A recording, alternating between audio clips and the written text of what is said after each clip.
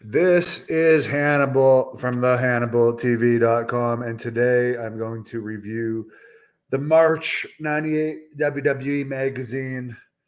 And to assist me, I've got none other than the official mascot of the Hannibal TV, Piper, who always loves to appear on camera and greet her fans. So on the cover here, let's take a look. We got Kane and Paul Bear, who sadly has passed away.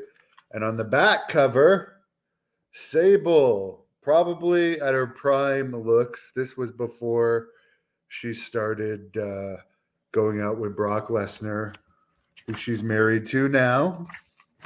On the inside, WWE home video. They still were doing VCR tapes. We got lots of Steve Austin pictures. Steve Austin was the big guy back then. And we got Sergeant Slaughter and the New Age Outlaws on the inside cover.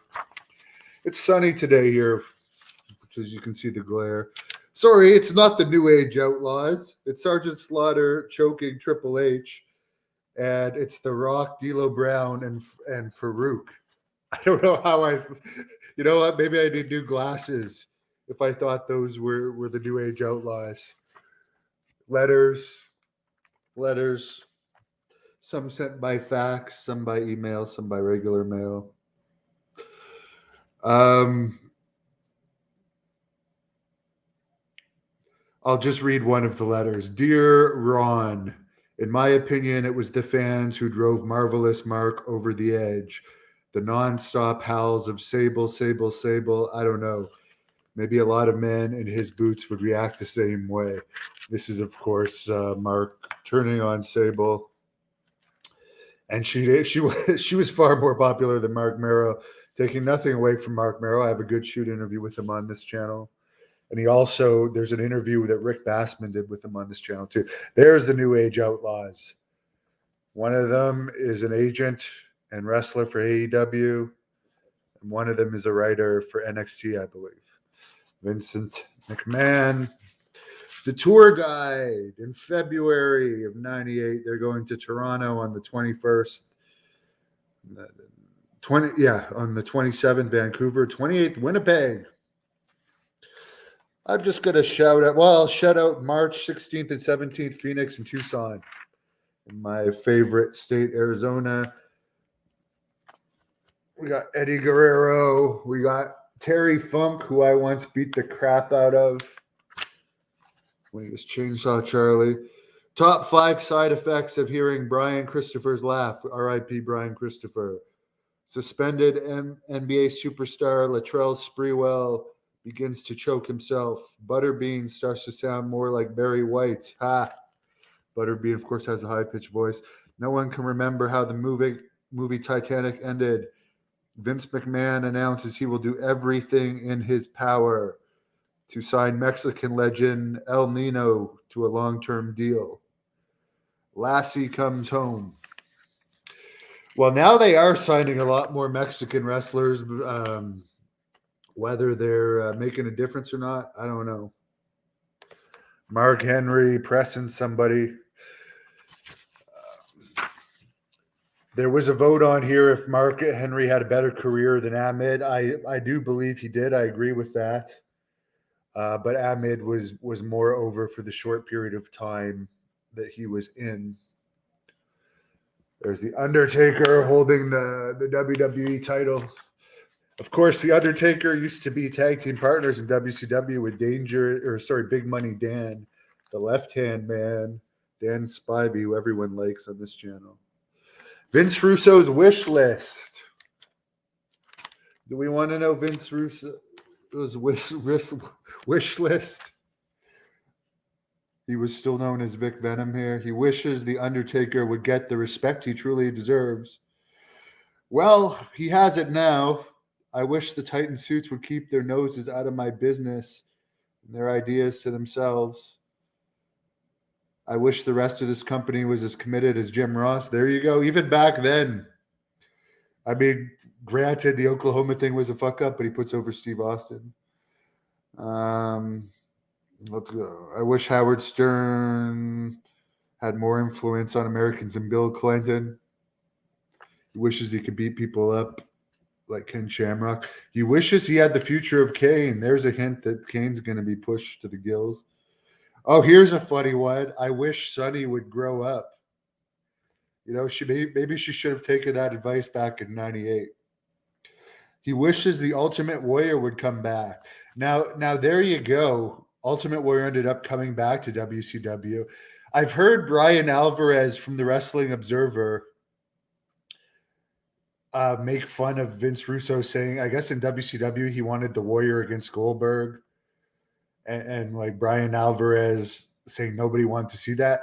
The Warrior and Goldberg fans would have loved to see that. I agree with Russo on that. He also says, I wish the Godwins would lose their overalls. I wish the Blackjacks would go back to their natural hair colors.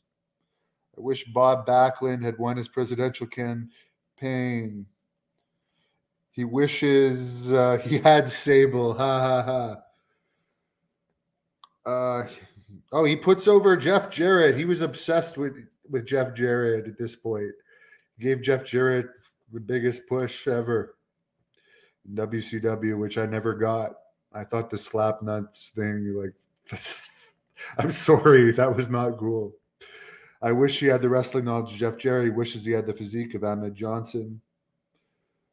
He doesn't understand the Spice Girls hoopla. I have to admit, the fans were. I didn't mind the Spice Girls at all. Owen Hart, when he went bad for a while, they tried to push him as like the dark heart. Mob Shop would have agreed. The Goldberg versus Warrior would have been money. Yeah. Yeah, this angle didn't really work of the tough guy Owen Hart. He was too lighthearted. They tried to push him. They tried to push him as that. Here he is grabbing McMahon after Brett left, but it just never got over. Hey, speaking of Ahmed Johnson, there's Ahmed Johnson right there. Kane and Paul Bearer. Oh, yes. Hey, there you go. My voice didn't crack that bad. More of Ahmed Johnson against his old buddy Farouk, who apparently he hates. If you look up Ahmed Johnson's recent shoot interview on here. More of Paul Bearer and Kane.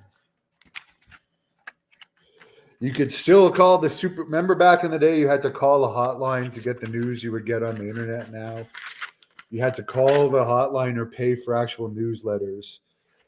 The Truth Commission, where you see Don Callis with his long hair and Kurgan. I never got the Don Callis managing the Truth Commission. He replaced the Commandant. There's Brian Lee when he used to be the fake Undertaker. It was not Ken Patera. Some people have speculated. Savio Vega, who I've wrestled before. There's the British Bulldog, one of the all-time greats in Steve Austin. The Road Warriors. Sadly, both of them passed. I think I did the last ever shoot interview with Animal. I did a couple of them, but I think I've said this. This was one of the saddest things about Animal. I was doing a news update and he called. Like, this was literally a day or two before his death to ask me about something. And I saw the message and I was just like, I'll call him back tomorrow. And then I heard he was dead. So I missed my last opportunity to talk to him. There's Jeff Jarrett in that goofy singlet. Jeff Jarrett really got all the opportunities in the world. He actually looks better now. He aged very well. He looks better now than he did then. Of course, there's no testing in AEW for whatever that's worth. Jeff Jarrett profile. Favorite band, Willie Nelson and Bush. Willie Nelson at 90, about to do another tour, by the way. Biggest thrill in life. When he realized he was the greatest wrestler, person he would most like to meet, Saddam Hussein. Favorite athletes, himself and Michael Jordan. Favorite TV show, Friends. I don't know. Could you guys imagine Jeff Jarrett sitting there watching Friends? Which, by the way, Tank Abbott was on Friends. and he's on this channel talking about it. Hobbies singing. So I guess maybe he could sing, despite that stupid angle with the roadie singing, which actually I think once that came out, that killed his first run there. Favorite food, steak and potatoes. It's not his father's chicken salad. Surprise, surprise. Favorite fast food, Arby's. I absolutely hate Arby's. Best advice ever received, work hard, play hard. At one point, he played way too hard, went to rehab, and according to the podcast he did with Steve Austin, which I reviewed on here, he's been sober for 5 years. Favorite actor, Al Pacino. I have heard PCO say that he was quite a partier when he was in Puerto Rico at one point with PCO, so maybe he's a Scarface fan. Favorite actress, Julia Lewis. Secret talent, the world's greatest water skier. Oh, there you go. There's a poster on the inside with that. What a horrible outfit that was. Three Faces of Foley, which, by the way, Vince Russo said he hated the Mankind character, and that's the reason why he came up with that. Steve Austin, of course, the #1 page of the Shop Zone. He was a big-time merch seller. Hey, that's a great picture of Sable.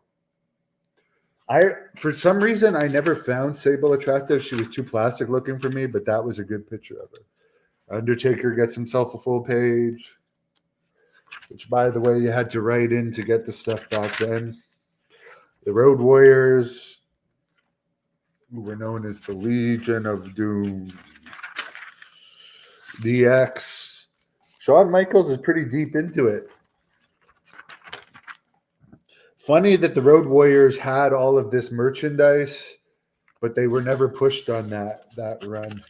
There's the bottom of Jeff Jarrett's pants. Wouldn't you want those pants to walk into a bar with? Pick up the ladies. I mean, he took Kurt Angle's wife. He must be somewhat of a ladies' man. And there is, by the way, there's a lot of Jeff Jarrett in here, and he never really got over that big in WWE. And it's clear they pushed him a lot, advertising the famous Mike Tyson WrestleMania 13 with Shawn Michaels. Going over a recent pay-per-view. D-Generation X. We see the Road Warriors there. There's Sergeant Slaughter. I guess he was wrestling Triple H. I have I might have to go back and look up that match, Sergeant Slaughter against Triple H. Undertaker wrestled Jeff Jarrett. I was a huge Undertaker fan, and I have zero recollection of that feud. And there's Kane. When Kane was his most over. Hey, there's cards. There's some free cards in here as we see Austin pinning The Rock, future biggest movie star. Some free cards of Kane. More on Austin. Clearly, he's the man. 98 was a great year for pro wrestling. 98 it was hugely popular. Shamrock against Shawn Michaels. I don't think I ever saw that pay-per-view. More of Steve Austin and Shawn Michaels.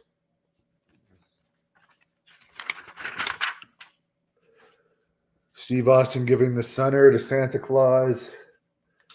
Of course, Steve Austin, most popular wrestler at this point. Mark Merrow against Butterbean. This was before the Brawl for All when they had that angle, which, by the way, the night after the Survivor Series 97, it started here in Ottawa when they did a Raw taping. And I remember it was before the internet really was huge. And there was no YouTube.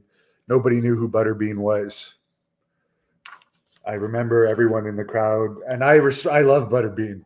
But at the time, I remember everyone just thinking, who's that fat guy? Why is he doing it? But no, now, obviously, Butterbean's a legend. More Flash Funk. Check out the match online, Blood Hunter against Too Cold Scorpio. That was the Blood Hunter's toughest match from Los Angeles, California. Just incredible. Speaking of the Blood Hunter, he changed the finish of a Blood Hunter match and ran away like a coward. There's Sonny in much sunnier days. more of Austin.